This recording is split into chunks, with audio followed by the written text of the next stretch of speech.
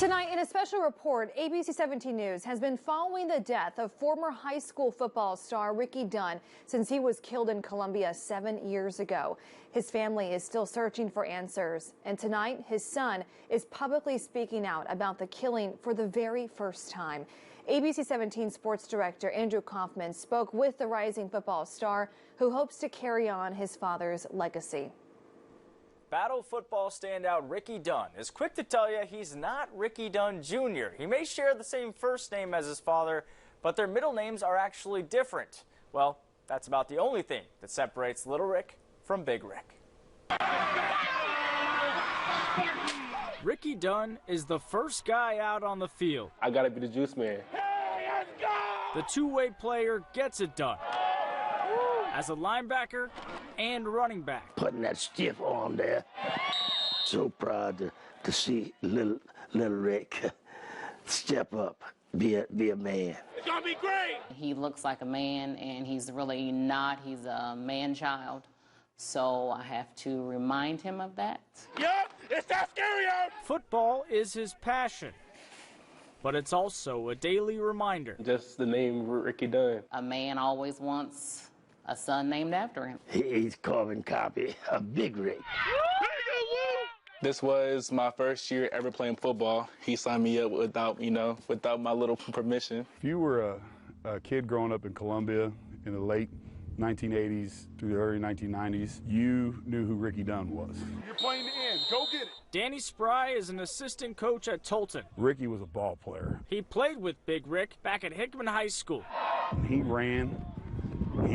221 yards from scrimmage and 4 touchdowns. That boy was a freak. You get hit by Rickie, you knew it. And I can tell you right now, watching some of the highlights with his son,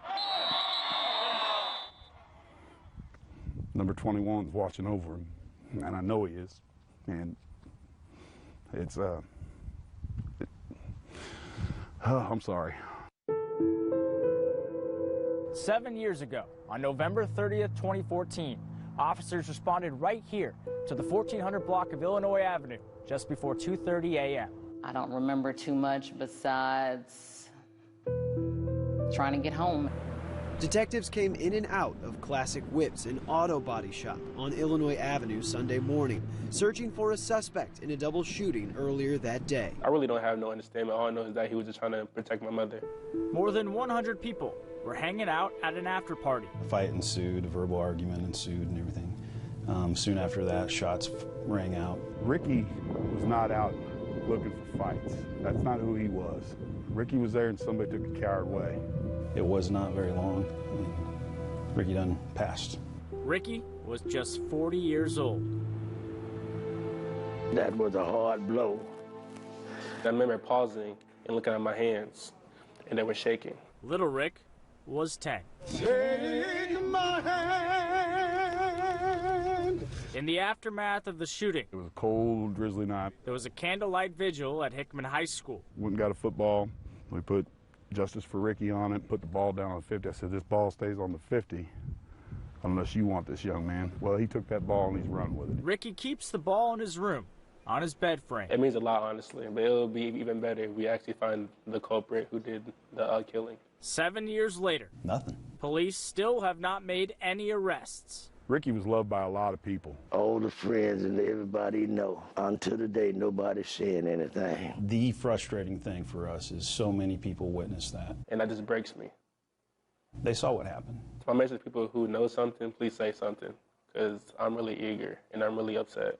And I don't know how long that I can take this for. It's not fair to that young man that's out there on Friday nights with so many milestones that are being achieved and nobody's coming forward. And now Battle's going to take it into the end zone, high-stepping it for the touchdown. Right there, it was just my time to shine. Pick up the ball, high step into the end zone, and then boom. Touchdown. It's just a reminder of his dad. He's got the same move and everything. Hey, it's gonna be a good day today. Rickie has already broken his dad's middle school records. I promise you that. Let's go. 8th grade year, I had 18, 19 touchdowns.